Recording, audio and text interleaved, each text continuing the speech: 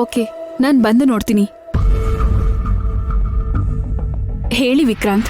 ಡಾಕ್ಟ್ರೆ, ಎಷ್ಟೋ ಜನ ಪೇಷಂಟ್ಸ್ನ ಕಾಪಾಡಿರೋ ನೀವು ಪೇಷಂಟ್ ಅಲ್ಲದೆ ಇರೋ ನಮ್ಮ ವಿಶಾಲ್ ಬ್ರೋ ಪ್ರಾಣನ ಕಾಪಾಡಬೇಕು ಅಂತ ರಿಕ್ವೆಸ್ಟ್ ಮಾಡೋದಕ್ಕೆ ನಿಮ್ಮನ್ನು meet ಮಾಡಿದ್ದೀವಾಗ.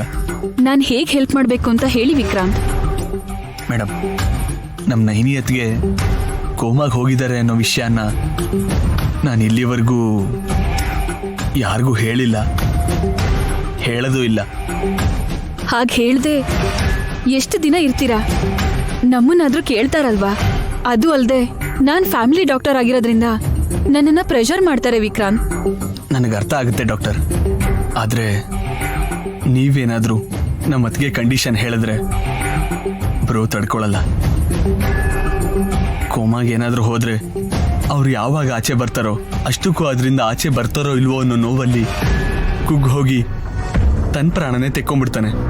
Same mister Vikrant, doctor ಹತ್ರ ನಿಜ ಮುಚ್ಚಿಡಬಾರ್ದು ಅಂತಾರೆ. ಆದ್ರೆ ನೀವೇನೋ ಡಾಕ್ಟರ್ ಹತ್ರನೇ ಸುಳ್ಳು ಹೇಳಿಸ್ತಾ ಇದ್ದೀರಾ. ಇದು ಎಷ್ಟರ ಮಟ್ಟಿಗೆ ಸರಿ ಹೇಳಿ? ಮೇಡಮ್, ನೈನಿಯತ್ಗೆ ಅಂದರೆ ಬ್ರೋಗೆ ಪಂಚಪ್ರಾಣ. ಅವಳ ಹತ್ರ ಮಾತಾಡ್ದೇನೆ ನೋಡ್ದೇನೆ ಒಂದು ನಿಮಿಷ ಕೂಡ ಇರೋಕ್ಕಾಗಲ್ಲ.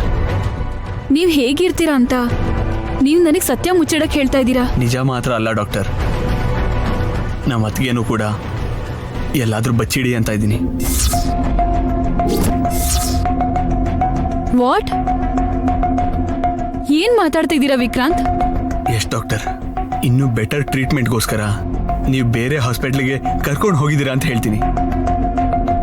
ಇವಾಗಿರೋ ಹಾಸ್ಪಿಟ್ಲಲ್ಲಿ ಅತ್ತಿಗೆನ ಇಟ್ಕೋಬೇಡಿ.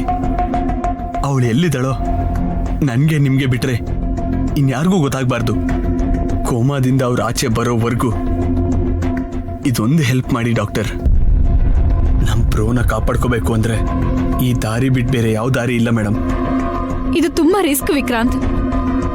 ಪ್ಲೀಸ್ ಡಾಕ್ಟರ್, ಬೇರೆ ಹಾಸ್ಪಿಟ್ಲಲ್ಲಿ ಟ್ರೀಟ್ಮೆಂಟ್ ನಡೀತಾ ಇದೆ ಅಂತ ನಂಬಿಸ್ತೀನಿ. ಆದರೆ ಕೋಮಾ ಅಲ್ಲಿರೋ ವಿಷಯನ ಬ್ರೋಗೆ ಹೇಳಿ ಅವನ ಪ್ರಾಣ ತೆಗಿಯಲ್ಲ. Please doctor, please please please doctor.